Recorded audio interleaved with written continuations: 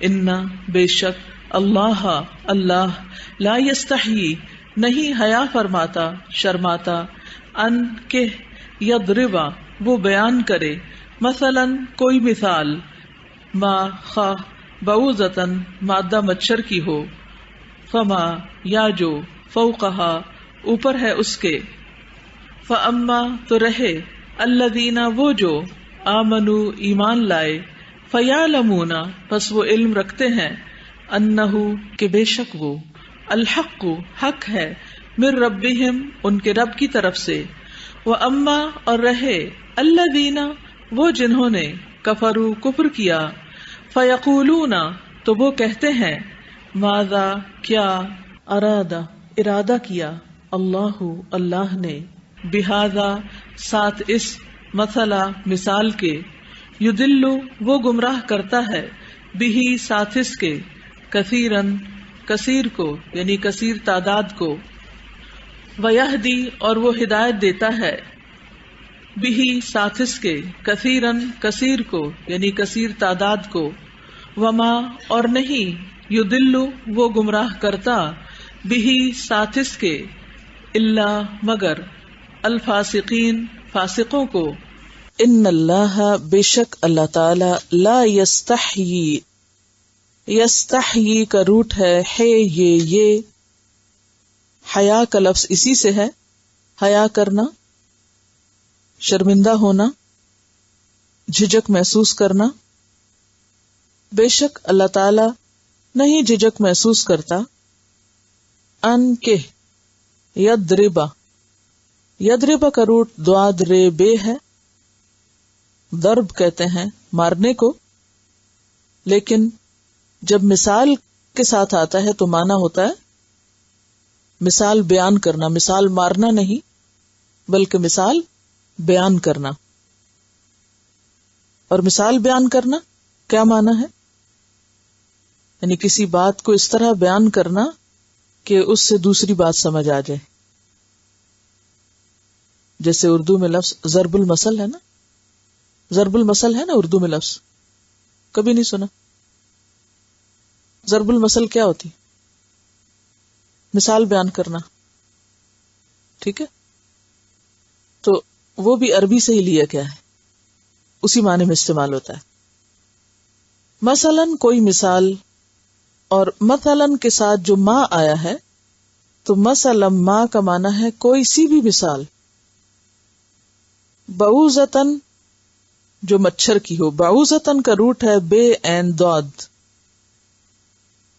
اس کی جمع بعوض ہے بعوضہ مؤنث کے لیے بھی استعمال ہوتا ہے تو بعوضہ مچھر بعوضہ کا لفظ باز سے ہے باز کس کو کہتے ہیں باز حصہ پارٹ آف اٹ یعنی اس کی اوریجن یہ ہے اتنی چھوٹی سی چیز ہے یعنی پوری نظر بھی نہیں آتی نا باز حصہ نظر آتا ہے اس کا صحیح ہے آپ اپنی نیکڈ آئی سے مچھر کی آنکھ دیکھ سکتے ہیں کیونکہ پر نظر آتے ہیں اس کے یہ ٹانگ نظر آتی ہے اس کی تو باز حصہ نظر آتا ہے نا تو بعوضہ ہے یہ بعوضتاً فما فوقہا فوق اوپر کو کہتے ہیں اور نیچے کو کیا کہتے ہیں فوق اوپر تحت نیچے تو بس یہ تحت کا اپوزٹ ہے فوق اوپر اپ فوقہا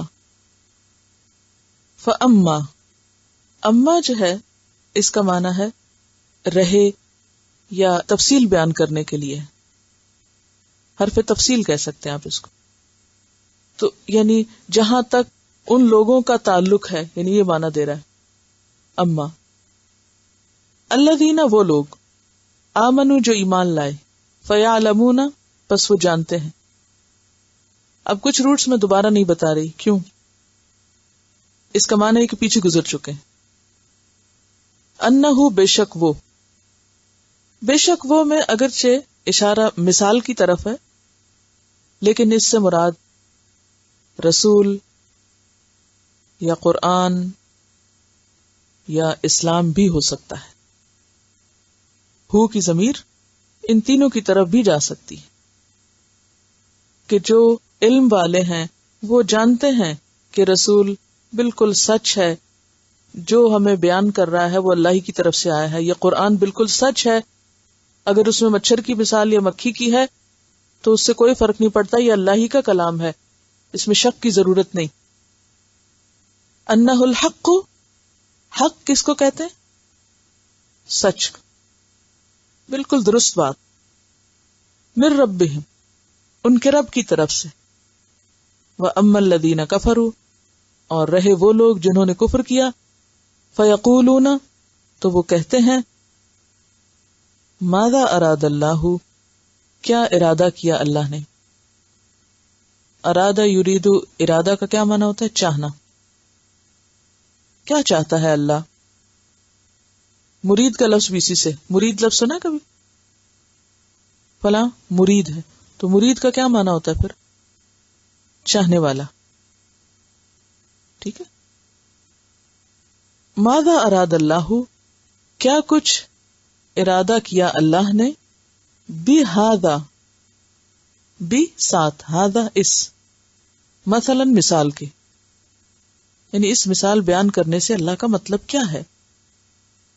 یدلو، گمراہ کرتا ہے، یدلو گمراہ کرنے کے معنی میں بھی آتا ہے، اور اسی طرح گمراہ قرار دینا بھی، یعنی ایک شخص جب غلط کام کرے تو اس کو گمراہ قرار دے دینا، ٹھیک ہے نا، یعنی کسی کو اس کے غلط کاموں کی بنا پر گمراہ ثابت کرنا کہ یہ ہے ہی گمراہ، کسی کے گمراہ ہونے کا فیصلہ کرنا، ٹھیک ہے۔ یدل بہ کثیرا، گمراہ قرار دیتا ہے اس کے ساتھ بہت سوں کو، یعنی جب ایسی حرکتیں لوگ کرتے ہیں تو اس سے وہ کیا کرتے ہیں؟ دراصل اپنا ہی گمراہ ہونا ثابت کرتے ہیں۔ وَيَهْدِي بِهِ كَثِيرًا، وا اور یہدی ہدایت دیتا ہے، بھی ساتھ اس کے، یعنی اسی مثال کے، کثیرن بہت سے لوگوں کو۔ وَمَا يُضِلُّ بِهِ، اور نہیں وہ گمراہ کرتا اس کے ساتھ، إِلَّا الْفَاسِقِينَ، مگر فاسقوں کو۔ فاسقین کا لفظ جو ہے یہ فسق سے نکلا ہے، فسق، فسق کا لفظی معنی ہوتا ہے حد سے باہر نکلنا، فسق حد سے باہر نکلنا، رد کر دینا، اللہ کا حکم ریجیکٹ کر دینا، گویا نافرمانی کرنا، یعنی ہم نہیں مانتے، یعنی لفظی معنی کیا ہے فسق کا۔ ایک بات یاد رکھیے کہ عربی زبان میں جو لفظ فا سے شروع ہوتے ہیں، فے سے، یعنی ان کے اندر کھلنے کا، جدا ہونے کا مفہوم پایا جاتا ہے۔ مثلا فجر کس سے شروع ہوتا ہے؟ فجر، فا سے، کیا معنی ہے فجر کا؟ اندھیرے اور روشنی کا الگ ہونا، پو پھوٹنا جس کو کہتے ہیں، پھٹنے کا معنی نا۔ اسی طرح فلق، فلق کس کو کہتے ہیں؟ قل اعوذ برب الفلق، صبح، تو صبح بھی کیا ہوتی ہے؟ رات سے الگ ہو جاتی ہے نا، اندھیرا چلا جاتا ہے، صبح سامنے آ جاتی، اس میں بھی الگ ہونے کا معنی ہے۔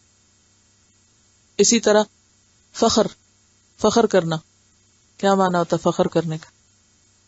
شیخیاں بگارنا اور اپنے آپ کو بڑی چیز ثابت کرنا، تو یعنی ایک طرح سے پھٹنا تکبر سے، یعنی تکبر اندر تھا نا پہلے، تو پھر وہ فخر کرتے وقت کیا ہوا؟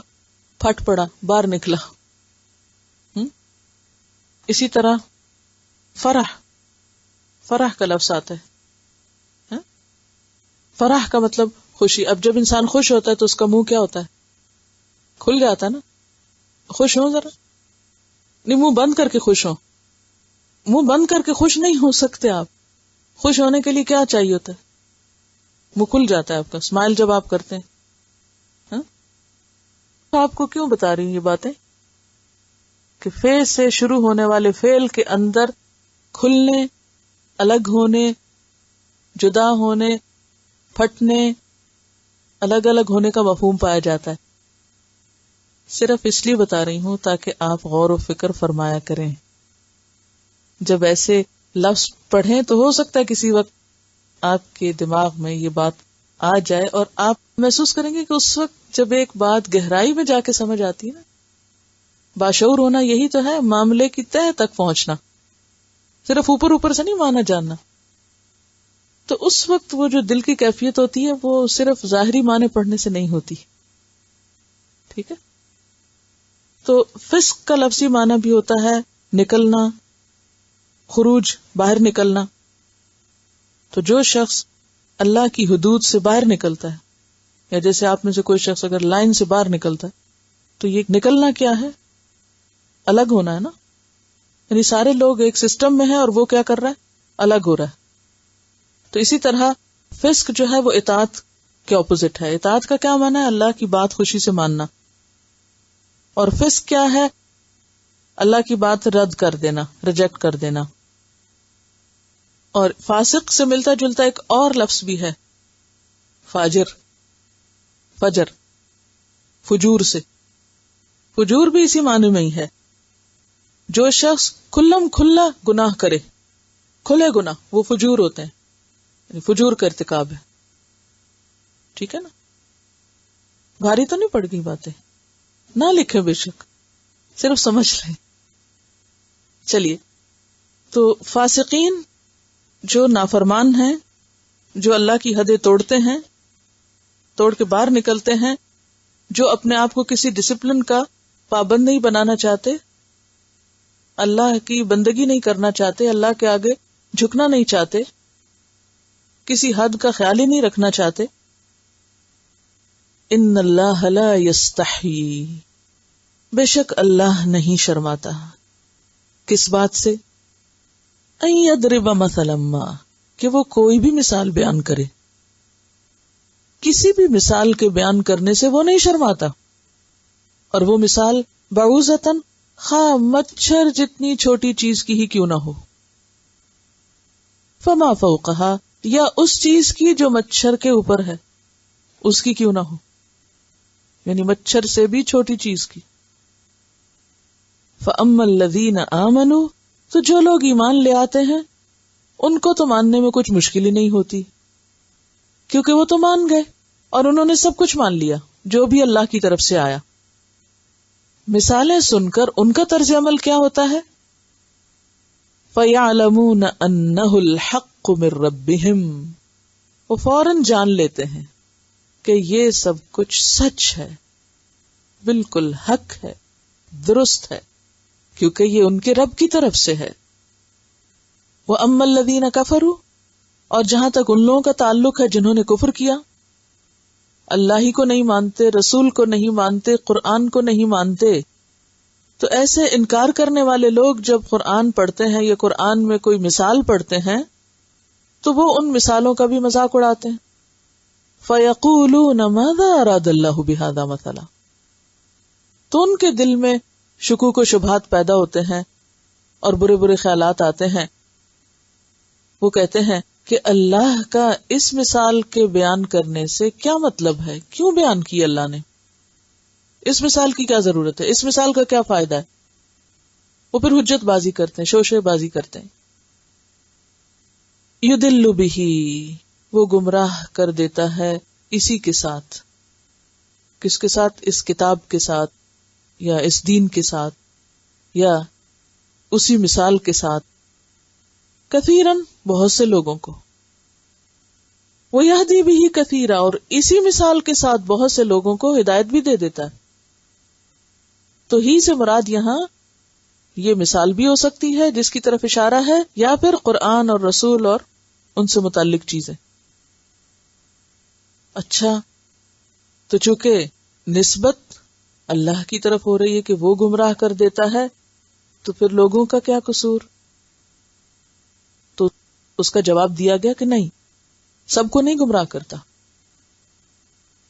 وَمَا يُضِلُّ بِهِ إِلَّا الْفَاسِقِينَ، وہ اس کے ساتھ فاسقوں ہی کو گمراہ کرتا ہے جو سرکش لوگ ہوتے ہیں، جو حدوں کو توڑتے ہیں، جو اللہ کی بات ماننا ہی نہیں چاہتے، جو عمل ہی نہیں کرنا چاہتے، جو گمراہی رہنا چاہتے ہیں. جیسا کہ سورۃ الصف میں آتا ہے فلما زاغوا ازاغ اللہ قلوبہم، جب وہ ٹیڑے ہوئے تو اللہ نے ان کے دل ٹیڑے کر دیے. انہوں نے خود سیدھا راستہ دیکھنا ہی نہیں چاہا، اللہ نے بھی نہیں دکھایا. واللہ لا یہدی القوم الفاسقین، اور اللہ فاسق لوگوں کو ہدایت نہیں دیا کرتا. جیسا کہ پہلے بھی میں نے عرض کیا کہ پچھلی آیات میں اللہ تعالی نے لوگوں کو چیلنج کیا کہ اگر تمہیں شک ہے کہ یہ قرآن اللہ کی طرف سے ہے تو اس جیسی کوئی صورت بنا لو. صورت تو کوئی نہ بنا سکے، لیکن اللہ کی نازل کردہ کتاب کی بعض باتوں پر اعتراض کرنے لگے. اور ان میں سے ایک اعتراض کیا تھا کہ قرآن میں مثالیں کیوں بیان ہوتی ہیں، اور خاص طور پر منافقوں کا حال کھولنے کے لیے جو مثالیں بیان ہوئی تھی تو ظاہر ہے وہ ان کو اپنے خلاف لگی. ان کو اچھی کہاں لگی ہوں گی کہ ان کے دلوں کے حال کھول کے رکھ دیے گئے، ان کے عمل واضح کر دیے گئے کہ دیکھو یہ وہ لوگ ہیں جب ان کو کوئی مشکل آتی ہے تو رک جاتے ہیں، دین کا رستہ چھوڑ دیتے ہیں، اور جب کوئی آسانی ہوتی ہے، کوئی فائدہ ملنا ہوتا ہے دین کے ذریعے تو پھر دین کے ساتھ لگ جاتے ہیں، دین کی طرف آ جاتے ہیں، دین کے حکم پہ چلنے لگتے ہیں. اب آپ خود سوچیں کہ جس شخص کا یہ طرز عمل ہو، اگر اس کے طرز عمل کو کھول کے بیان کر دیا جائے کسی مثال کے ساتھ تو اس کو اچھا تھوڑی لگے گا. تو ایسے لوگ قرآن جن کے خلاف جاتا ہے، یعنی جن کو قرآن کا حکم اپنے خلاف نظر آتا ہے، پھر وہ خود کو تو بدلنے کی کوشش نہیں کرتے، وہ کیا کوشش کرتے ہیں؟ قرآن کو بدل دیں. اور بدل کہاں سکیں گے؟ بدل بھی نہیں سکتے، اس جیسا اور کوئی بنا کے لا بھی نہیں سکتے، اس کو چھپا بھی نہیں سکتے، اسے کہیں گم بھی نہیں کر سکتے. لہذا آخری حربہ کیا ہے کہ اب اس کے اندر سے شوشے نکالے جائیں. بعض اوقات ایسا ہوتا ہے نا کہ جب کسی شخص کا کوئی طرز عمل آپ کو بالکل ٹھیک نظر آتا ہے، لیکن ٹھیک ہونے کے باوجود وہ شخص آپ کو اچھا نہیں لگتا، تو آپ کیا کرتے ہیں؟ آپ کوئی شوشے نکالنے لگتے ہیں، کوئی ایسی باتیں پکڑنے لگتے ہیں جن کی کوئی حقیقت نہیں ہوتی. مقصد کیا ہوتا ہے کہ کسی نہ کسی طرح اس کو بدنام کیا جائے، اس کے بارے میں بدگمانی پیدا کی جائے لوگوں کے دلوں میں بھی، تاکہ لوگ اس کے پاس نہ آئیں، اس سے ہدایت نہ پا سکیں، اس سے کچھ سیکھ نہ سکیں. اسی لیے آپ دیکھیں کہ جتنے بھی پیغمبر دنیا میں آئے ہیں اور پیغمبروں کے بعد جتنے بھی لوگوں کو خالص اللہ کی طرف بلاتے رہے، ہمیشہ ان کا مذاق بھی اڑایا گیا اور ان پر الزامات بھی لگائے گئے، تہمتیں باندھی گئی. اب نبی صلی اللہ علیہ وسلم جو اتنا بہترین کلام پیش کر رہے تھے اللہ کی طرف سے، ان کو کیا کہا گیا؟ شاعر ہیں، یا مجنون ہیں، یا کاہن ہیں. حالانکہ ان میں سے کوئی ایک خطاب ایسا نہیں تھا جو آپ کے اوپر چسپاں ہو سکتا تھا، کیونکہ سب اپنی آنکھوں سے دیکھ رہے تھے کہ آپ میں جنون کی کوئی کیفیت ہے ہی نہیں. سب کھلی آنکھوں سے دیکھ رہے تھے کہ آپ 40 سال تک کبھی شعر نہیں کہتے رہے، اور نہ ہی یہ قرآن شاعری کے معیار پہ آتا ہے، یہ تو اس سے بہت بلند ہے. سب کو پتا تھا کاہن یا نجومی کس طرح کی باتیں کرتے ہیں، اور آپ صلی اللہ علیہ وسلم اس طرح کی کوئی کچی بات نہیں کرتے. لیکن اس کے باوجود جب کوئی اور آپ کے خلاف کہنے کو بات تھی نہیں تو پھر اس طرح کے شوشے اڑائے گئے. تو یہ شروع سے لوگوں کا طریقہ رہا ہے کہ جس دلیل کا ان کے پاس کوئی جواب نہ ہو، جس بات کا کوئی توڑ نہ ہو، جس چیز میں کوئی خامی ثابت نہ کر سکے، پھر اس کی ہنسی اڑایا کرے، اس کے اوپر کوئی بیکار کی بات چسپاں کیا کریں.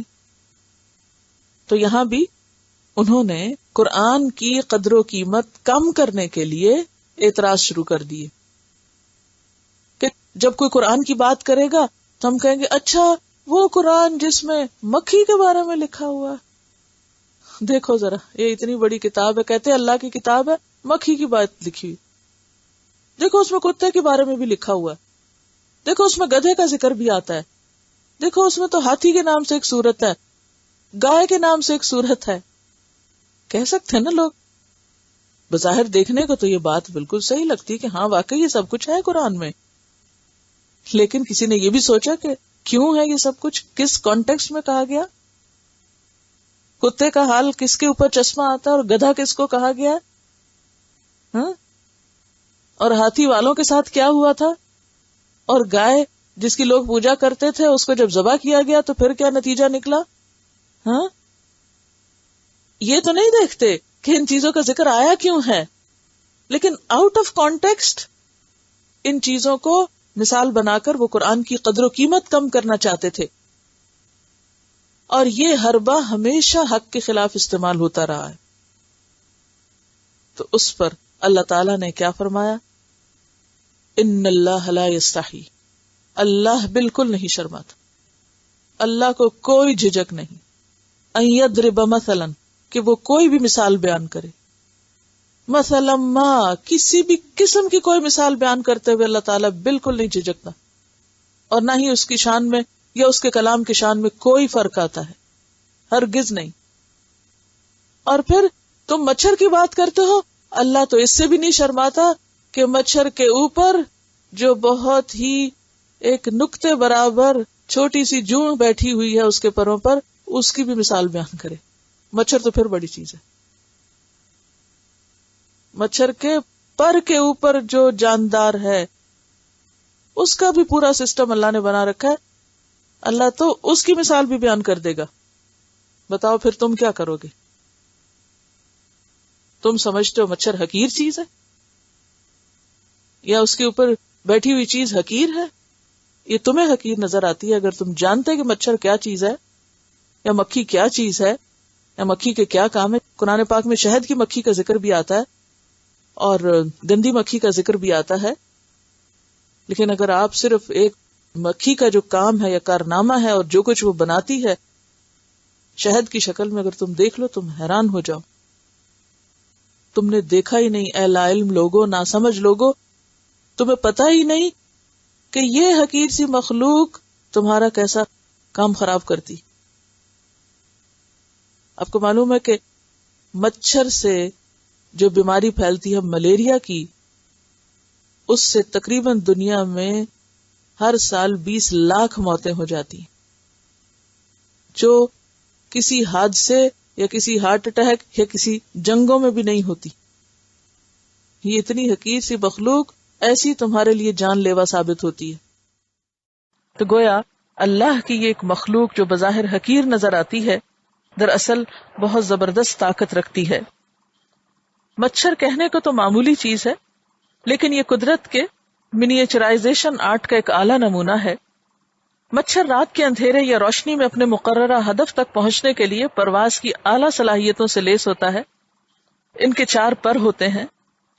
یہ ریشمی پر انتہائی ہلکے مگر بے حد مضبوط ہوتے ہیں. ان پروں میں خون کی نالیوں کا جال پھیلا ہوتا ہے جو انہیں کھولنے اور بند کرنے کے لیے مطلوبہ ایندھن فراہم کرتی ہے. ان پروں کی وجہ سے مچھر آگے کی سمت اڑتے اڑتے پیچھے کی سمت بھی اسی تیزی سے پرواز کر سکتا ہے. اللہ نے اسے 4 ٹانگیں عطا کی ہیں جن کے ذریعے مچھر براہ راست اپنے شکار پر لینڈ کرتا ہے. مچھر کس طرح اپنے شکار پہ پہنچتا ہے، اس مقصد کے لیے قدرت نے مچھر کے منہ کے آگے 2 حساس آلے پیلپس لگائے ہیں یا نصب کیے ہیں.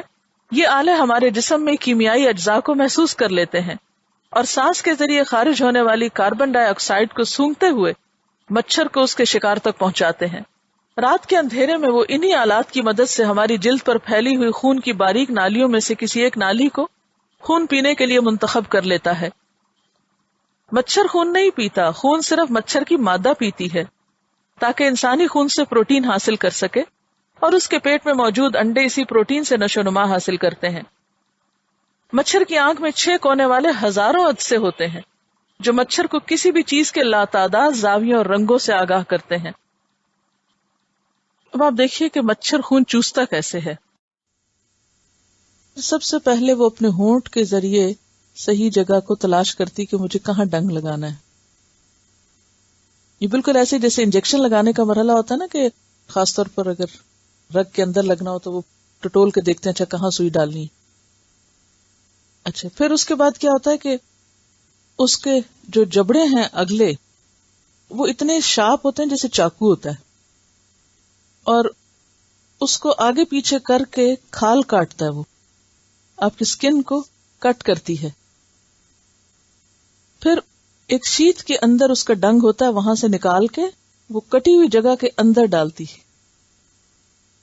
ٹھیک ہے، اور بلڈ ویسل تک پہنچ جاتا ہے اس کا ڈنگ، وہاں سے پھر وہ سرنج کی طرح خون سک کر لیتی ہے۔ اچھا، اب آپ دیکھیں کہ جو انسانی بلڈ ویسل ہوتا ہے اگر اس کو تھوڑا سا بھی کوئی نقصان پہنچے تو فوراً دماغ تک وہ جاتا ہے اس کا اثر، اور وہاں سے ایک خاص کیمیکل جسم ریلیز کرتا ہے جو فوراً اس رگ کو بند کر دیتا ہے، اسی لیے خون پھر بہتا نہیں، خون رک جاتا ہے۔ لیکن اب مچھر جب اس کے جبڑے اس کو کاٹ بیٹھتے ہیں اور وہ خون نکلنے کے قریب ہوتا ہے تو ڈنگ اندر ڈالنے سے پہلے وہ جم کیوں نہیں جاتا؟ وہاں وہ ایک خاص قسم کا کیمیکل چھوڑتا ہے، جی، اس کا بندوبست یعنی کیمیکل ویپن کے ذریعے وہ اس کا مقابلہ کرتا ہے، یعنی ایک طرح سے کیمیکل وار ہے یہ، اور پھر وہ انسانی جسم کو اس قابل نہیں چھوڑتا کہ وہ خون کو آنے نہ دے جتنا اس کو چاہیے، جتنا چاہیے وہ اس کو سک کر لیتا ہے، خون کو جمنے نہیں دیتا، اور چونکہ وہ کیمیکل جو وہاں چھوڑتا ہے اس کے اندر انزائم ہوتا ہے جس کی وجہ سے ہماری جلد ذرا سولن ہو جاتی ہے اور خارش کھجلی ہوتی ہے، اسی لیے وہ بعد میں سرخ سپاٹ رہ جاتا ہے۔ یہ جو سرخ سپاٹ مچھر کے کاٹنے سے ہوتا ہے یہ اس کے جبڑوں کے آرے کے چیرنے اور اندر ڈنگ ڈالنے اور اس پہ کیمیکل چھوڑنے اور یہ سارا حملہ ہوتا ہے آپ کے اوپر باقاعدہ، جس کا آپ کے پاس کوئی جواب نہیں ہوتا۔ آپ اس کو پکڑنا چاہتے ہیں، اس کے پاس اتنی آنکھیں ہیں اور اتنے چاروں طرف وہ دیکھتا ہے ڈفرنٹ اینگل سے کہ وہ بھاگ جاتا ہے، اس لیے مچھر کو پکڑنا بھی آسان نہیں ہوتا۔ اور اتنا معمولی جانور ہونے کے باوجود آپ دیکھیں کہ 20 لاکھ لوگ تقریباً مر جاتے ہیں ملیریا سے۔ فما فوقہا کے اوپر اب بات ہوگی۔ فما فوقہا کیا چیز ہے؟ آج صبح میں اس کا ترجمہ مختلف جگہوں سے چیک کر رہی تھی کہ مختلف مترجمین نے ترجمہ کیسے کیا ہے، تو کسی نے لکھا ہے جو اس سے بڑھ کر ہے، جو اس سے آگے ہے، جو اس سے کم ہے، کسی نے کم کا معنی کیا، کسی نے زیادہ کا کیا، حالانکہ فوق از اپ یعنی اوپر، جیسے تحت نیچے ہے نا، فوق اوپر ہے کہ جو مچھر کے اوپر ہے۔ مچھر کے اوپر ایک چھوٹی سی جوں بیٹھتی ہے اس کے پر کے اوپر، ٹھیک ہے، یعنی جس کو آپ مچھر کی جوں کہہ سکتے، پیراسائٹ ہے وہ۔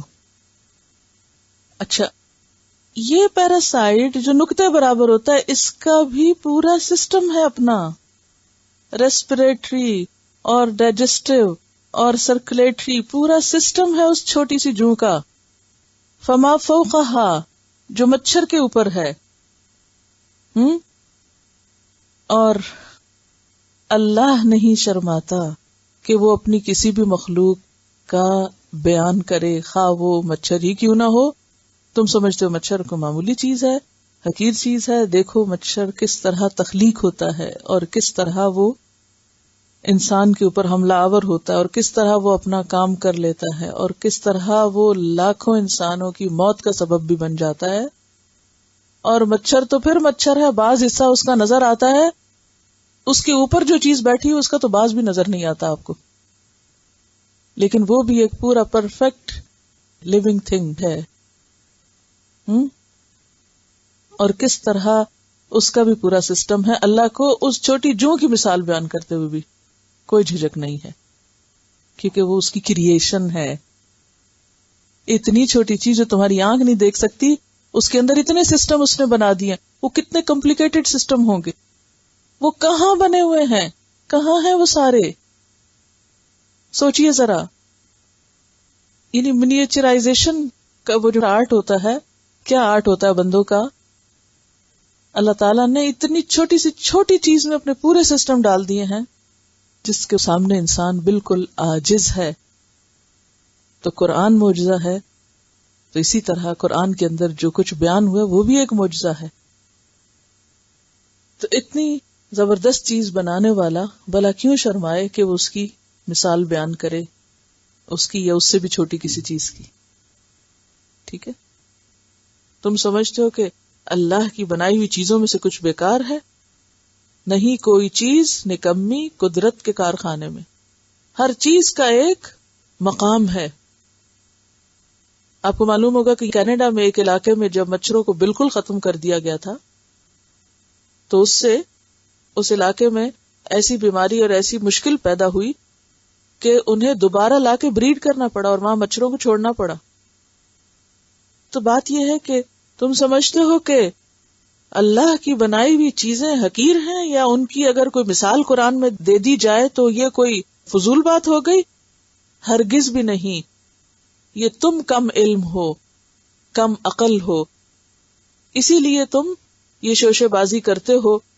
کیونکہ فَأَمَّا الَّذِينَ آمَنُوا، جو تو ایمان والے ہیں، فَيَعْلَمُونَ، وہ جانتے ہیں، وہ بصیرت رکھتے ہیں، أَنَّهُ الْحَقُّ مِن رَبِّهِمْ، کہ یہ بات بالکل سچ ہے، یہ مثال بالکل سچ ہے، یہ قرآن بالکل سچ ہے، قرآن کا بھیجنے والا بالکل حق ہے. جیسا کہ وہ تہجد کے وقت جو دعائیں پڑھی جاتی ہیں ان میں جو اللہ کی حمد و ثنا بیان کی جاتی، تو اس میں ہر چیز کے حق ہونے کا ہم اظہار کرتے ہیں نا. تو یہاں پر بھی کیا فرمایا کہ ایمان والے خوب جانتے ہیں یہ بالکل سچ اور حق ہے، من ربہم، ان کے رب کی طرف سے. یہ جو بھی بات بیان کی گئی ہے وہ رب کی طرف سے ہے. وَأَمَّا الَّذِينَ كَفَرُوا، اور جو مانتے نہیں، انکار کرنے والے ہیں، انہی کی سمجھ میں کچھ نہیں آئے گا، وہ کم عقل لوگ ہیں. فَيَقُولُونَ، وہ کہتے ہیں، مَاذَا أَرَادَ اللَّهُ بِهَذَا مَثَلًا، اس مثال سے اللہ کا کیا ارادہ تھا؟ ہمیں تو سمجھ میں نہیں آتا کہ مثال بیان کیوں کی گئی. اسی لیے پہلے بھی میں نے عرض کیا تھا کہ اللہ والے جب قرآن کی کوئی مثال سمجھ نہیں پاتے تھے تو روتے تھے کہ اللہ کی بیان کی ہوئی مثالیں تو کافروں کو سمجھ نہیں آتی، انکار کرنے والوں کو سمجھ نہیں آتی، بے عقل لوگوں کو سمجھ نہیں آتی، ایمان والوں کو تو خوب سمجھ آتی ہیں. تو کسی کا قرآن پر یہ اعتراض کرنا، یہ اعتراض کے انداز میں کہنا کہ یہ بات کیوں کی گئی، تو اپنی عقل کو کوسو، اللہ پر اعتراض مت کرو، اللہ پہ شکوہ مت کرو. اسی لیے اللہ تعالیٰ فرماتے ہیں کہ یضل بہ کثیرا ویہدی بہ کثیرا. اللہ اسی قرآن کے ساتھ، انہی مثالوں کے ساتھ بہت سے لوگوں کو بھٹکنے کے لیے چھوڑ دیتا ہے. ویہدی بہ کثیرا، اور بہت سے لوگوں کو ہدایت دیتا ہے. قرآن پاک کی سورۃ فصلت میں آیت نمبر 44 میں، سورۃ حامیم سجدہ 44، اللہ تعالیٰ فرماتے ہیں وَهُوَ عَلَيْهِمْ عَمًا، کہ بہت سے لوگ قرآن سے ہدایت پانے کے بجائے اور اندھے ہو جاتے ہیں، کچھ سمجھ نہیں آتا ان کو. سورۃ التوبہ میں اللہ تعالیٰ فرماتے ہیں فَأَمَّا الَّذِينَ آمَنُوا فَزَادَتْهُمْ إِيمَانًا وَهُمْ يَسْتَبْشِرُونَ، جو لوگ ایمان لاتے ہیں ان کا ایمان اور بڑھ جاتا ہے. یعنی کوئی مثال قرآن کی پڑھتے ہیں یا آیت پڑھتے ہیں تو ان کے ایمان میں اضافہ تھا. وَهُمْ يَسْتَبْشِرُونَ، اور وہ خوش ہو جاتے ہیں.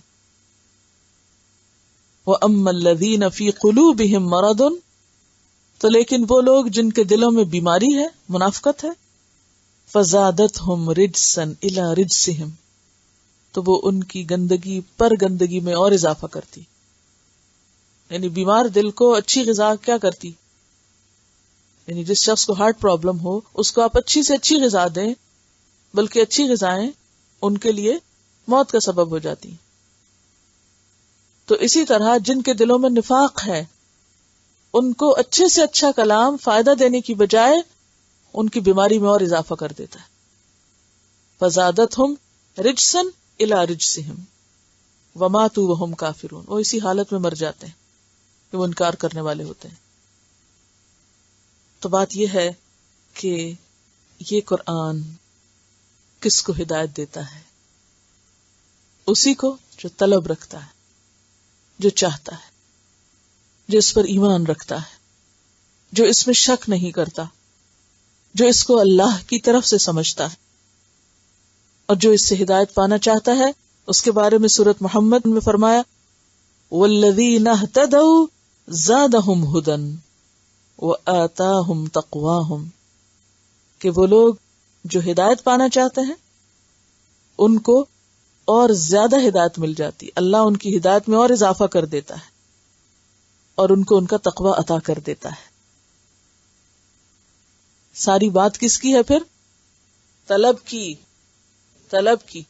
پہلے دن آپ سے میں نے عرض کیا تھا یہ وہ چیز ہے جو آپ کو طلب کے مطابق ملے گی.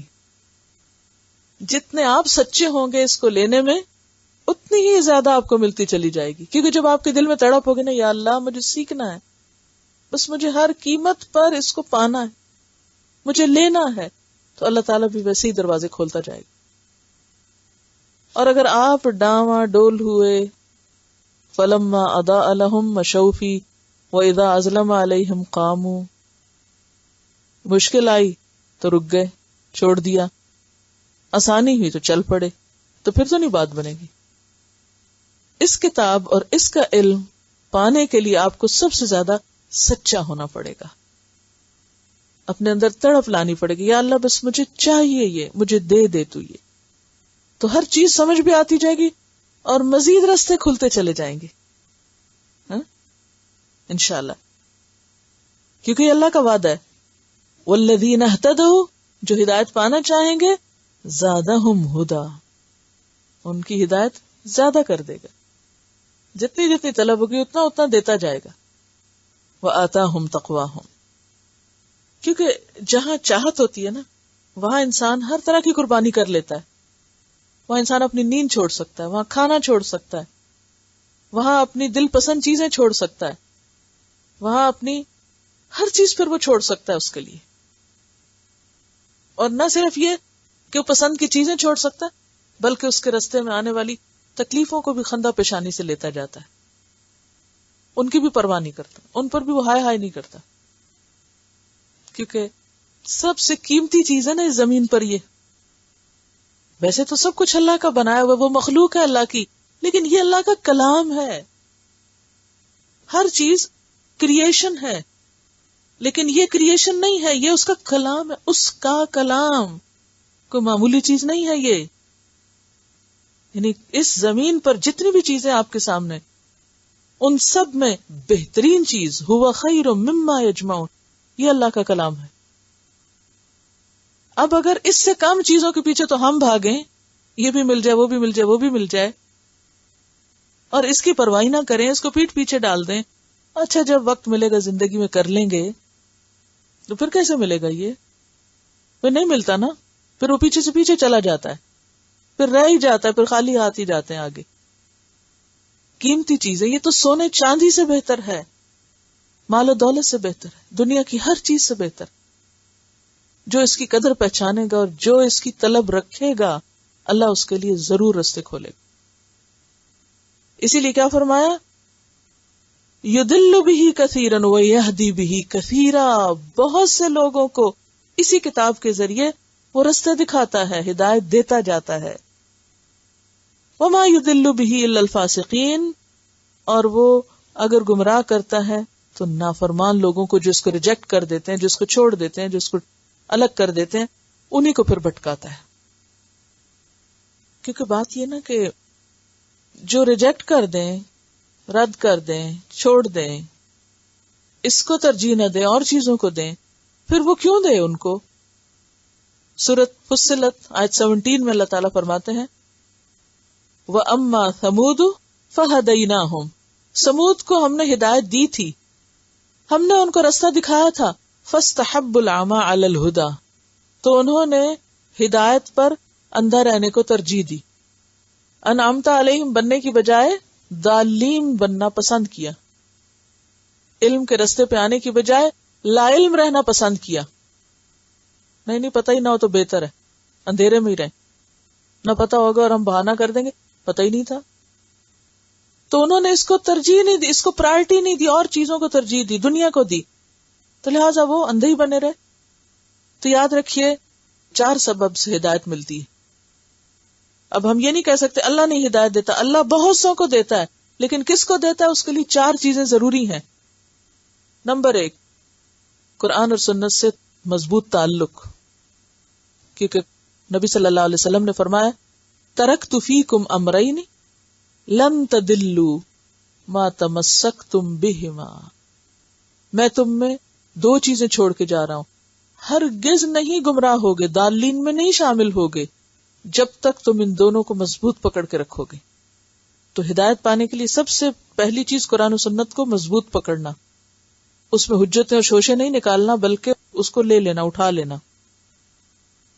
نمبر 2، کائنات کی نشانیوں میں غور و فکر کرنا.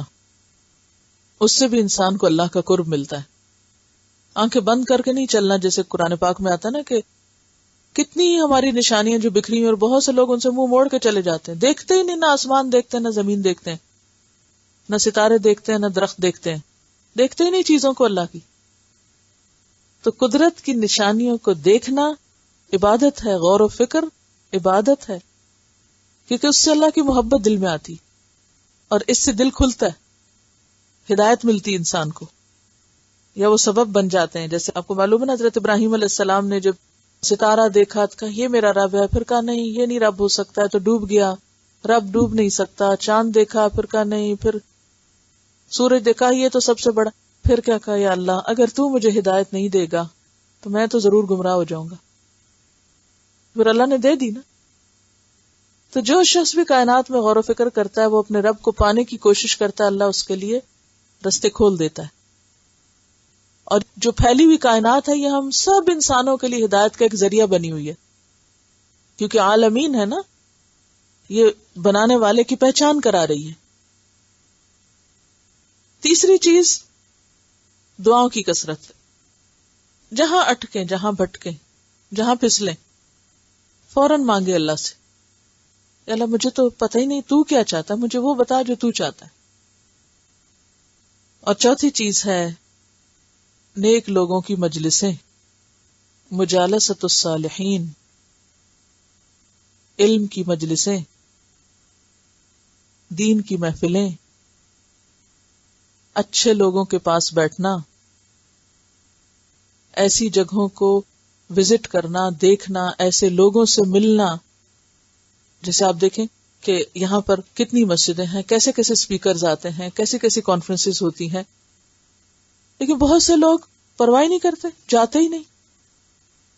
وہ اسی چکر میں پڑے رہتے ہیں کہ آنے والا کس ملک سے آیا ہے، کیا بولتا ہے، کیا کرتا ہے، کوئی تعصبات، کوئی ادھر ادھر کی باتیں.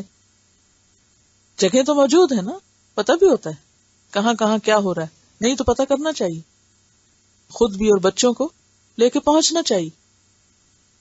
لیکن ہم صرف غفلت سے کام لیتے، اچھا پھر چلے جائیں گے نا، ابھی تو یہ مصروفیت ہے.